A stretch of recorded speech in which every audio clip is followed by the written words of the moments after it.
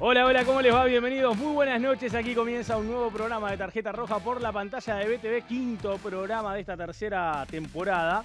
Y tenemos mucho para hablar realmente, porque ha pasado mucho en estas últimas horas. El programa pasado hablamos sobre la posible renuncia de la ahora ex ministra de Vivienda Cecilia Cairo, y una hora y media después casi de que termine el programa se terminó de concretar lo que tanto debatimos aquí, si la ministra tenía o no que renunciar, o si el presidente de la República le tenía que pedir su renuncia. Bueno, la ministra puso su cargo a disposición, renunció, se lo comunicó al presidente, el presidente lo aceptó y todo eso pasó el jueves en la noche, un ratito después que terminara Tarjeta Roja. Y obviamente después se dieron todos los hechos que ustedes ya conocen, de público conocimiento, y hoy tenemos una nueva ministra de Vivienda. En un ratito le voy a pedir una opinión a los chiquilines, pero voy a empezar por el lado del Frente Amplio, porque hoy tengo dos caras nuevas también del Frente Amplio, dos nuevos compañeros frente amplistas que nos acompañan. Hablamos de Clara del Frente Amplio ahora. Antes Clara del Partido Nacional, que nos sigue acompañando, pero Clara del Frente Amplio. ¿Cómo andas, Clara? Bienvenida. Muy bien, muchas gracias por la invitación. Clara Canepa. Clara Canepa, sí. Bueno, bienvenida. ¿Cuántos años? 21. 21 años. 21 años, sí. ¿Desde cuándo en la política? Así en la política desde el año pasado, un poco más de un año que me metí por las elecciones nacionales. Bien. Y bueno, y acá estoy. Bueno, ¿vertiente artista? Vertiente artista, sí. ¿Te llegaste a la política por algo en especial, familiares o algo? Tengo familia en la política, pero en realidad llegué por iniciativa propia. A mí me interesó mucho, yo estudio Relaciones Internacionales, más la política a un nivel internacional que local, pero ha sido un interés. Y bueno, con las elecciones del año pasado a mí me interesaba contribuir de una manera más directa y así fue como terminé la vertiente artista. Bueno, bienvenida, Clara, Mucho Muchas para gracias. debatir hoy. Manuel, bienvenido. Manuel Nogueira. Nogueira, sí. Nogueira. ¿Algo de Miguel Nogueira? Por ahí sí, medio lejano, pero Bien, pariente. familiar sí. del periodista. Sí, sí. Muy bien. Trabajó Muchas muchos años gracias en esta casa también. por la invitación. También 21 años como Clara y también de la vertiente. O sea que tené cuidado porque te vamos a ocupar todo la vez que Dos viene. de la vertiente. Sí. Y el programa pasado del Frente Amplio, ¿cuántos eran de la vertiente? A ver, Uno. Luli, vos que estás atento. Uno de la vertiente seguro. Eran dos nuevos también, ¿no? Y el otro era la Asamblea de Uruguay, me parece. Muy bien, bienvenidos los dos. Muchas El gracias. mejor programa. ¿Cuántos años tenés entonces? Me dijiste? 21. 21. ¿Y hace cuánto en la política? Hace 2, casi 3 años. van a Igual ser que, ahora, sí. más o menos igual que Clara. Un poco antes que Clara, pero sí. Se conocen mucho, ¿no? Militan juntos Sí, y eso, sí, sí. obviamente, me imagino. Vamos al otro lado, Enzo Bentancur, bienvenido, ¿cómo andás? ¿Cómo te va, Nico? ¿Todo bien? Repitiendo. Sí, de vuelta. Muy bien. Y acá una bandera fija de la segunda temporada de Tarjeta Roja. ¿Todo bien? ¿Cómo viene ya el remate final en lo previo de la elección departamental? Bien, venimos metiéndole, cada vez parece la última encuesta de opción, por ejemplo, nos da cada vez más esperanza, más Sí. cercano al Frente Amplio. Estamos convencidos de que con un poco más de esfuerzo en esta recta final podamos acercarnos un poco más. Ayer hubo una de cifra, ¿no? Que da un poquito más de distancia. No la vi la de cifra, no la vi. 40-49. 40-49, ahí va. 40-49. Muy atento siempre. Gonzalo Gómez, ¿cómo le va? Bienvenido. Buenas noches, ¿cómo andan? ¿Todo bien? Bueno, me alegro. 40-49, exactamente. Vi que la 40-49. distancia se agrandó, Se agrandó, en comparación a lo com- que había dicho opción la semana Y anterior. en comparación a lo que había dicho Cifra, mismo en marzo, También. pero igual aún lo que sigue estando constante es que hay una gran montevideanos que están indecisos. Entonces esos también Sí, pueden mover la aguja de cara a esta elección. Así que bueno, con estos 18 días que quedan vamos a estar a full. Bueno, muy bien. Hablando de elecciones departamentales, vamos a tener el 8 de mayo, jueves 8 de mayo, un programa especial en lo previo al domingo 11, donde vamos a hablar de propuestas. Vamos a estar hablando de las propuestas del Frente Amplio y de las propuestas de la coalición republicana aquí en Montevideo. Un bloque para destinar en Montevideo. Y después vamos a hablar de cuál es la realidad que las elecciones departamentales hoy presentan en el interior. ¿Qué es lo que está marcando cada uno de los departamentos? ¿Quiénes son los candidatos? ¿Por qué el Partido Nacional sigue siendo el partido político que tiene la mayor cantidad de departamentos en el interior? ¿Por qué el Frente Amplio cree que puede ganar más allá de Montevideo y Canelones? Bueno, vamos a estar un poquito debatiendo sobre eso el jueves 8 en lo previo a la elección departamental y vamos a volver a preguntarles a todos ustedes en nuestras redes sociales a quién votarían ese domingo 11 de mayo. Obviamente que el jueves 15 tenemos los resultados de la elección, quién ganó en cada departamento, vamos a hacer un balance y vamos a seguir obviamente discutiendo los temas de actualidad de la política. Hablando de temas de actualidad de la política, renunció finalmente la ministra Cecilia Cairo, recién lo decíamos. Conclusiones sobre eso, Clara. La renuncia de Cairo, que finalmente pasaron 72 horas, pero la terminó realizando. Sí, no, a mí me parece correcta la renuncia. Después de lo sucedido, después de las declaraciones que dio además, era momento de tener alguna acción respecto a eso. Y para mí me parece que fue acertada la decisión de renunciar.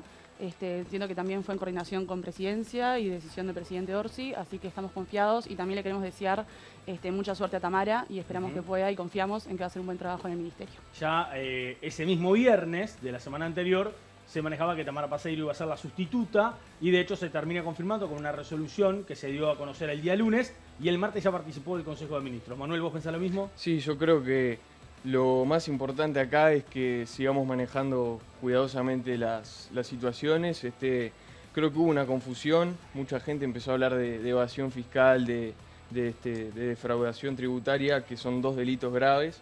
Y creo que esta situación, por la información que tenemos hasta el momento, es una deuda, es una situación irregular, que es desafortunada, pero que creo que cierra este capítulo con un buen gesto que es la renuncia, hasta quizás un gesto demasiado prudente y muy acertado. ¿Se cierra el capítulo? El Frente Amplio cerró el capítulo, el gobierno también. ¿Se cierra el capítulo, Gonzalo? Yo creo que sí. Lamentamos algunas declaraciones iniciales de figuras políticas, senadores y dirigentes del MPP y del Frente Amplio defendiendo la ultranza. Incluso Cecilia Cairo defendiéndose a sí misma cuando llama a toda la prensa a su hogar para poder ver y como demostrar que en realidad ella no había hecho delitos mayores con la idea de seguir en el cargo. Pero bueno, la presión política obviamente hizo que el gobierno y el presidente Yamandu Orsi tomara la decisión de apartarla del cargo, que después con una declaración del MPP demuestran que hay cero autocrítica al respecto y que pretenden incluso que Cecilia Cairo se inmiscuya en la campaña departamental en Montevideo de una manera más activa, lo cual es preocupante. Pero bueno, damos por cerrado el caso Cecilia Cairo, por lo menos por parte de la oposición. No van a haber llamados a sala porque, bueno, el gobierno, a pesar de que tardó, hubo un gran silencio del presidente, cosa que en los gobiernos anteriores, por lo menos el gobierno de la calle Pou no pasaba, de que se encerraran en las casas de campo a meditar por más de 3 días, lo cual era raro. Lo veíamos con Tabaré Vázquez, con la calle Pou no lo vimos. Bueno, muy bien. No va a haber llamado a sala, decía Gonzalo correctamente. De hecho, Cecilia Cairo va a asumir en la Cámara de Diputados. Exacto. No puede asumir el Senado porque ya había presentado la renuncia para ser ministra. Va a ir a la Cámara de Diputados. Seguramente sea además la presidenta de la Comisión de Hacienda. Enzo, tu opinión. Pues yo creo que es un tema de ética pública. No había un delito, pero sí los jerarcas de Estado tienen una responsabilidad con la ciudadanía de tener una ética para dar el ejemplo. Desde el 1 de marzo gobierna la honestidad. Duró 45 días, un nuevo récord. Hasta ahora el ministro de Estado que menos había durado en el cargo había sido Ernesto Talvi, había durado 3 meses. Cecilia Cairo duró 45 días, estamos ante un nuevo récord. Y la pregunta es, ¿cómo se sigue aquí con un primer traspié de gobierno? ¿Cuál será el próximo ministro? Incluso yo pensé que el primero en caer iba a ser Gabriel Odone, le ganó Cecilia Cairo. Veamos cuál será el próximo ministro que no pueda sostener su cargo. Bueno, muy bien. ¿Por qué pensás que puede caer Odone? Esto es lo- una pregunta que me Lo- surge ahora porque lo acabo de veníamos decir. lo veníamos diciendo en la campaña pasada, que no había una consistencia en lo que planteaba Odone como Claro, técnico. las diferencias de las y declaraciones las políticas, diferencias del políticas. Frente Amplio con lo que dice Odone. Una cosa era en campaña, ahora el capítulo comienza cuando tiene responsabilidades, cuando tienen que tomar decisiones. Yo dudo mucho, sigo sosteniendo que dudo mucho que se vaya a encaminar y vaya a haber una consistencia entre lo que plantean los sectores políticos y lo que plantea Gabriel Odone en su calidad de economista. Muy bien. Gabriel Odone, ministro de Economía, que está en Estados Unidos con varias reuniones y va a volver al país en las próximas horas. Bueno, en la semana pasada analizamos, más allá de la renuncia a la situación de Cecilia Cairo, el tema de la gestión de gobierno. Lo que decía recién Enzo, 45 días el tema de Cairo, 47 en total hasta presentar la renuncia, 1 mes y medio. Gestión de gobierno que fue criticada por la oposición durante este tiempo. De hecho, en el último bloque del programa pasado, analizábamos un poco sobre esto de que no hay anuncios, de que no hay grandes medidas, de que ha sido 1 mes y medio para la oposición, al entender de la oposición, en donde el gobierno no ha hecho casi mucho a nivel, por lo menos, de anuncios y de medidas a tomar. Esto obviamente tenía la respuesta de parte del Frente Amplio. Nosotros la semana pasada teníamos prevista una encuesta en redes sociales que se vinculaba a esto. ¿Cómo ves vos la gestión o cómo analizarías la gestión del gobierno de Yamandu Orsi en el primer mes y medio? Muy buena, regular o mala. Bueno, lo estamos preguntando en X en esta semana, porque la semana pasada tuvimos que cambiar la pregunta, obviamente, sobre el caso Cecilia Cairo. Y esta semana le estamos preguntando eso. En un ratito vamos a tener qué opina la gente sobre el primer mes y medio de gestión de Yamandu Orsi. Hablando de gestión de Yamandu Orsi, Orsi sigue siendo el presidente con mayor valoración de América Latina. según los datos que se dieron a conocer en esta semana. Creo que fue en la jornada de ayer mismo que conocíamos los datos, sigue estando primero, más allá de que bajó un poquito el porcentaje. Y lo otro es que varias encuestas han dado también la aprobación del presidente, que en líneas generales está por debajo del 40% en el arranque, ¿no? En el comienzo. Vamos a ver si esto también se refleja en lo que piensa la gente respecto a la gestión. Vamos a meternos en otro tema. Hubo Consejo de Ministros el martes y el gobierno comienza a dar los primeros pasos hacia cambiar artículos de la ley de urgente consideración. Este fue un tema que generó polémica a lo largo de la transición. El Frente Amplio ya analizaba, Carolina Cose era la que más hacía declaraciones públicas respecto al punto, de que iban a hacer modificaciones, que iban a estudiar qué modificaciones realizar. Bueno, el Consejo de Ministros analizó la posibilidad de hacerle cambios a la ley de lavado de activos y aquí obviamente ya hay algunas situaciones que se plantean. Por ejemplo, modificar el tope de las transacciones en efectivo, que el gobierno anterior había topeado en $100.000. Vamos a la presentación del tema y discutimos esto.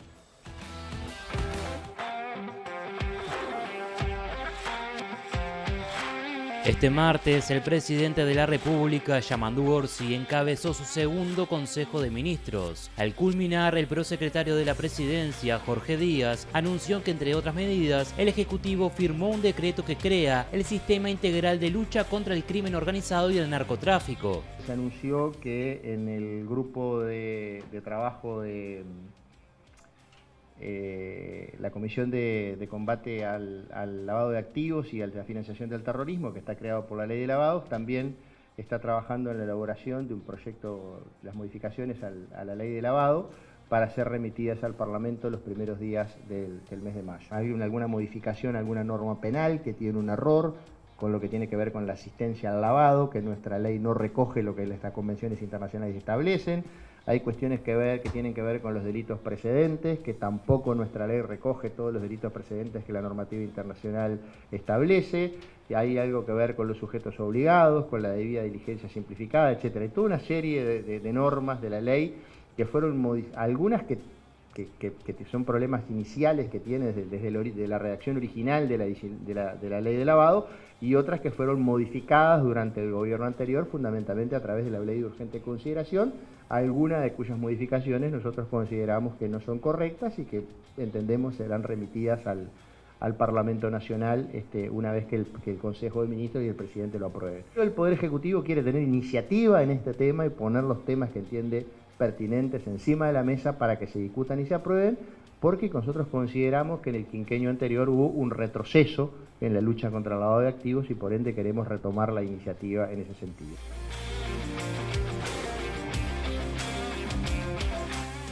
Voy a empezar por Gonzalo. ¿Cómo que el gobierno quiera cambiar artículos de la LUC? Bueno, primero que nada, me parece un poco cuestionable por el hecho de que la LUC fue refrendada en un referéndum por la gente en su momento, en el año 2022, en el cual ratificó que los 135 artículos en el cual se encuentran esta batería de medidas, la gente no los quería derogar, o sea, quería que continúen tal cual los planteó el gobierno anterior. También este gobierno que pretende modificar normativas referentes a la seguridad social, que hubo un plebiscito en el cual la gente decidió que continuara el proyecto de ley, la ley que tuvo la ley 21.130 que tuvo el gobierno anterior. Entonces, este gobierno, las medidas que quiere hacer es ir en contra de lo que la gente se pronunció en las urnas. Me parece que si tenían pensado ser gobierno, no tendrían que haber utilizado esas herramientas de urgencia, ¿no?, para llamar a la población a decir sobre unos temas, porque allí ya está laudada la decisión de la gente. Y el gobierno pretende y debe pretender representar a la gente. Entonces, ¿por qué van ahora, siendo gobierno, las primeras medidas que quieren tener en el gobierno es ir en contra de lo que la gente laudó hace unos años atrás? Me parece que podrían ver otras prioridades y no las primeras normativas. En una conferencia de prensa del ex fiscal Díaz diciendo de que va a ir en contra de lo que la gente ya laudó. No lo dice, ¿no? Obviamente no habla de que hubo un plebiscito, de que hubo un referéndum, pero está tratando los artículos que la gente decidió que se mantengan tal cual están. Clara, ¿qué respuesta a eso que dice Gonzalo? En primer lugar, capaz que es necesario aclarar el contexto en el que se dieron estas declaraciones. En el Consejo de Ministros, el prosecretario Jorge Díaz lo que hizo fue firmar un decreto, el cual creaba el Sistema Integral de Lucha contra el Crimen Organizado y el Narcotráfico, la cual es una problemática no solo en Uruguay, sino en la región. En este decreto lo que hace el sistema en realidad es juntar en presidencia con la dirección de la prosecretaría referente del Ministerio del Interior, del Ministerio de Economía y Finanzas y también del MEC, para hacer refuerzos conjuntos y encarar esta problemática que es muy importante y nos preocupa a todos los ciudadanos uruguayos. Dentro de esta temática fue que se dio esta declaración en cuanto al lavado de activos, porque el lavado de activos es parte del crimen organizado. El crimen organizado incluye no solo el narcotráfico o la trata de personas, sino también el lavado de activos, que en Uruguay es un problema importante, porque por el Uruguay, con las medidas que tiene el sistema uruguayo hoy en día, el lavado de activos está facilitado. Y la LUC lo que hizo fue, en el tema de montos, pasamos de tener un monto máximo de 4.500, si no me equivoco, alrededor a más de $100.000 que se puede tener en esos montos, ¿no? Eso lo que hace es facilitar el lavado de activos, es una medida que se tomó el gobierno anterior, que es parte de la LUC. Ahora, cuando hablamos de reformar la LUC, esto no es reformar la LUC en su ente completa, Totalidad, claro. en su totalidad, ahí va, muchas gracias, sino en este artículo particular que está directamente relacionado con el lavado de activos, que es una problemática que yo entiendo que todos los partidos políticos y todos los ciudadanos del Uruguay estamos bastante preocupados y queremos afrontar. Y se entiende que este artículo en particular es algo que hay que revisar. Igual, de todas formas, yo creo y entiendo también por lo que he escuchado que no hubo una declaración concreta sobre cuál fue el artículo al que se refería el prosecretario, y también se habló del artículo de las criptomonedas, por ejemplo, que también está con poca regulación y hay que revisarlo. Exacto. Sin ninguna acción concreta todavía. A propósito de lo que dice Clara, para agregar, en esa conferencia de prensa también, precisamente cuando habla de este decreto que se firma para el crimen organizado y la lucha contra el narcotráfico y toda esta especie de articulación para que todos estos organismos, instituciones, la Presidencia de la República, los ministerios, trabajen en conjunto coordinadamente sobre la información que manejan, ahí menciona el caso Marcet. Menciona que lo que ocurrió en el gobierno anterior es que en realidad hubo una descoordinación entre lo que tenía de información una cartera y otra, por ejemplo, comparando lo de Interior con el Ministerio de Relaciones Exteriores, sobre la entrega del pasaporte al narcotraficante Sebastián Marcet. Enzo, tu opinión sobre este cambio. Sobre, por ejemplo, la creación del sistema integrado de lucha contra el crimen organizado, o sea, es una medida que nosotros, el Partido Colorado, entendemos correcta, la planteábamos en nuestro programa de gobierno, con un tono un poco distinto, no solo pensada para el crimen organizado, sino para la seguridad toda. Entendemos que el Ministerio de Educación tiene un rol fundamental que jugar en lo que es lo preventivo. Después, con respecto a lo que tiene que ver con la ley de lavado de activos, no hay tema que el gobierno no pueda plantear modificaciones, ¿tá? No hay tema que esté elaborado en piedra.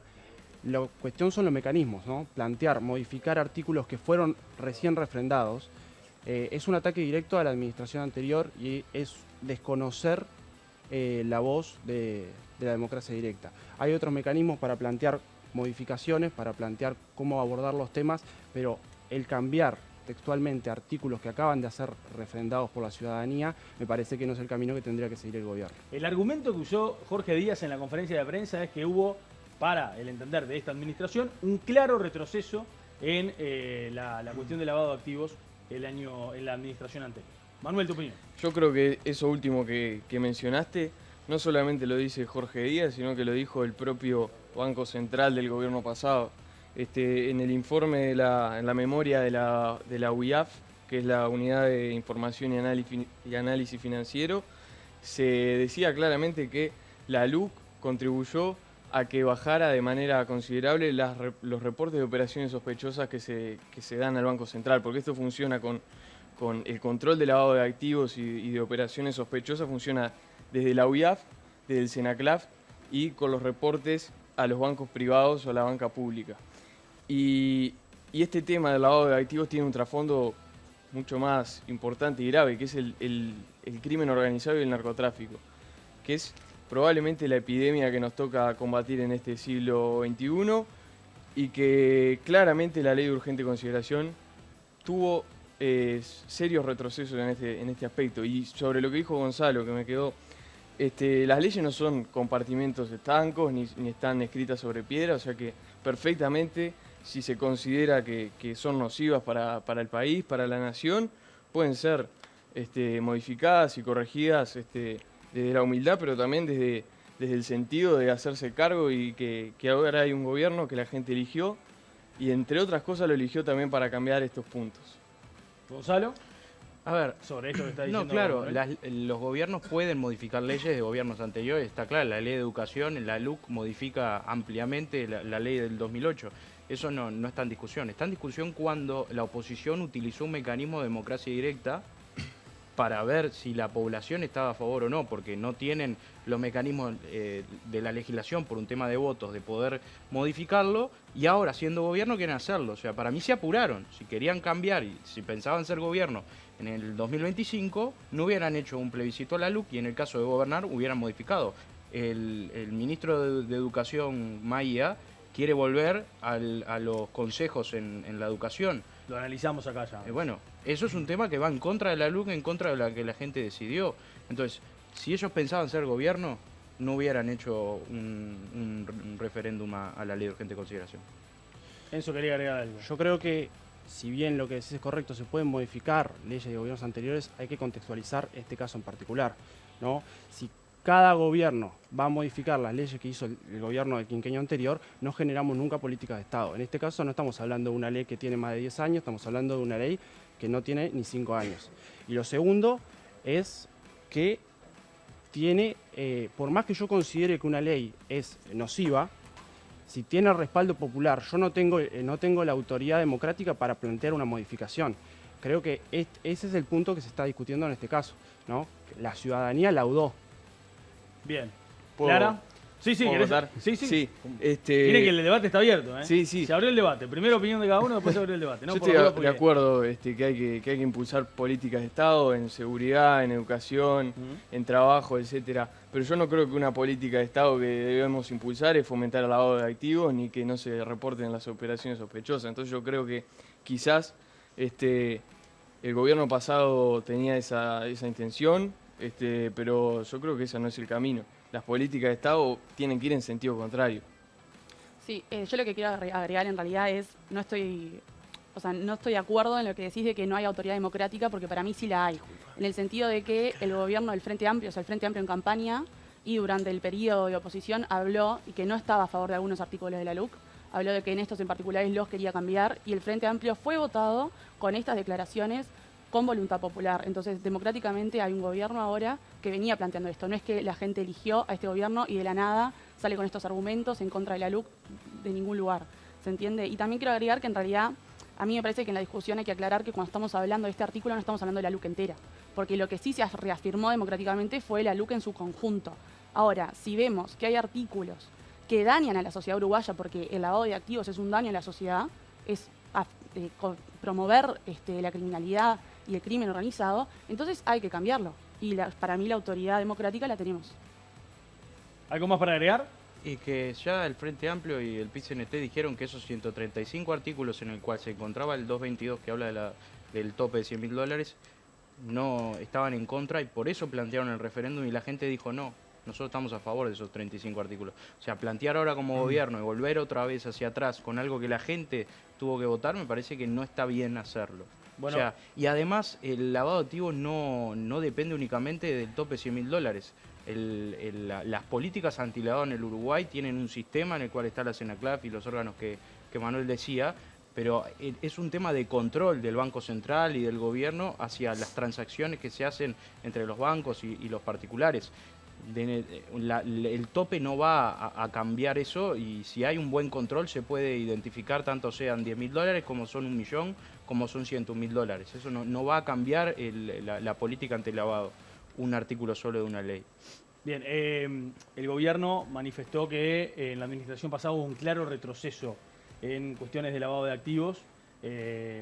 ¿Cuál es tu opinión respecto de eso? También lo manejó recién Manuel. No, mi opinión es la de Jorge Chediak, el director de la CENACLAF, que constantemente cuando iba a las rendiciones de cuentas y al presupuesto a hablar de artículos relativos a esto, no hablaba de un retroceso, sí cambios en la normativa, pero las autoridades del gobierno pasado relacionadas al antilavado no hablaban de esto. Bueno, ahora es otro gobierno, obviamente tiene otras miradas y es parte de estos debates que se dan al respecto. Estas modificaciones que se dan en el marco también de cambios en cuanto a la lucha contra el crimen organizado y el narcotráfico, y el gobierno manifiesta el caso Marcet, por ejemplo. ¿Cómo la oposición analiza esto, teniendo en cuenta que en la propia declaración pública de Jorge Díaz se habla de esas irregularidades que se cometieron en la administración Bueno, pasada? el caso Marcet en realidad es una irregularidad por falta de control, porque en realidad era algo que estaban haciendo que estaba dentro de la normativa, eran decretos de presidencia de gobiernos anteriores que debían haberse modificado en su momento y no se habían visto que ahí podría haber una zona gris en la cual entraran los narcotraficantes a pedir estas habilitaciones de pasaporte. O sea, no fue una decisión del gobierno de las personas, sino que fue de la normativa vigente, que estaba mal y que hay que modificarla. Pero esos son pequeños agregados que no dependen de una ley que fue ratificada por la gente. Yo creo que en todo caso, el debate que tienen que tener ustedes es con Diego Labat, que era presidente del Banco Central cuando se aprobó este informe de la UIAF, donde dice exactamente lo mismo que dijo Jorge Díaz en la conferencia. Este discurso de que se retrocedió no salió ni de un comité de base, ni del comando político del Frente Amplio, sino del directorio del Banco Central de su gobierno. Entonces yo creo que el debate primero que tienen que organizar, en todo caso, es Chediak con Labat, y ahí después como resuelvan ustedes, traerán la opinión que tengan, porque tienen dos opiniones que son totalmente distintas. Bueno, muy bien. Cerramos el punto por aquí. Vamos a ver qué pasa. Se va a enviar este proyecto de ley al Parlamento. La intención del gobierno es hacerlo en los primeros días del próximo mes de mayo. Obviamente esto va a tener una discusión parlamentaria, pero bueno, el gobierno se encamina a comenzar a hacer modificaciones a la ley de urgente consideración. Ayer hablábamos con Alejandro Sánchez, el secretario de la Presidencia de la República. No va a ser lo único que va a cambiar el gobierno de la LUC. Hay otros planteos. Recién también manejaba Gonzalo en materia de educación ese proyecto que finalmente no terminé de confirmar si ya llegó al Parlamento, porque lo iba a enviar el Ministerio de Educación y Cultura para ese cambio, ¿no? Esa modificación y volver a tener representación docente en los cargos de decisión de la educación en nuestro país. Vamos a hacer la pausa, la primera. Vamos a hablar en el próximo bloque de aranceles. Un tema que, bueno, se puso sobre la mesa por las decisiones del presidente de Estados Unidos, Donald Trump, y que de alguna forma, después de tanta especulación y por lo menos tanta incertidumbre de cómo iba esto a afectar no solamente al mundo entero, pero fundamentalmente a Uruguay y a la región, bueno, 10% para la región los aranceles que impondría Estados Unidos a los países del Mercosur. Y hay que hacer un análisis también de cómo queda el contexto internacional. Y si esto Uruguay, porque hay quienes lo pueden observar de esa manera, lo puede terminar favoreciendo con otros mercados. Vamos a hablar de eso en un ratito y también vamos a conocer qué opina la gente respecto a la gestión del primer mes y medio de Yamandu Orsi. Ya venimos.